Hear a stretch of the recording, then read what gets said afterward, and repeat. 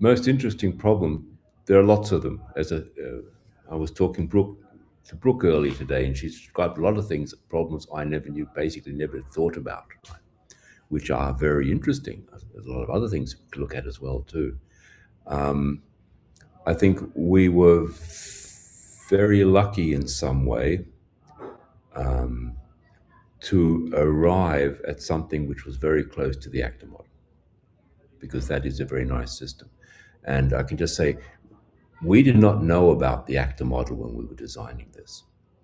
We went with something which we felt would best solve the type of problem we were looking at. And we read later that people said that Erlang was implementing the actor model. And we said, oh, are we? And went on about this. And I met Carl Hewitt later, and I mentioned to him I was a bit embarrassed because we didn't know about the actor model when we were doing this. But he saw it as a very positive feature because of the actor model, because they'd arrived at it from a more theoretical point of view, and we'd come from a very practical point of view and arrived at basically the same solution, which showed the power of the actor model. So that was something that's very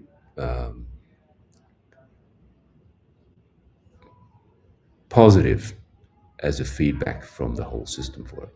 And again, another positive feedback is it's being used for so many different things we never realized.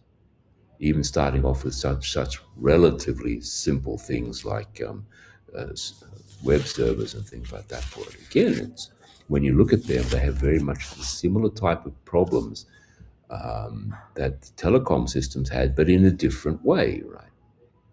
You want reliability, you want massive concurrency.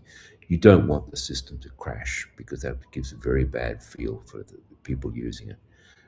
But they're doing completely different things. And as I mentioned before, we realized from very early on that we weren't providing a language or a system that could solve every problem. It could solve a bunch of problems, and if there are things that it can't help you with, then you would write them in other languages and do that. That's something we do not see as a strange or as any negative feature of the system as a whole. Again, it's a toolbox, and I think that was very good. And what I like is just seeing how it's being used for other things.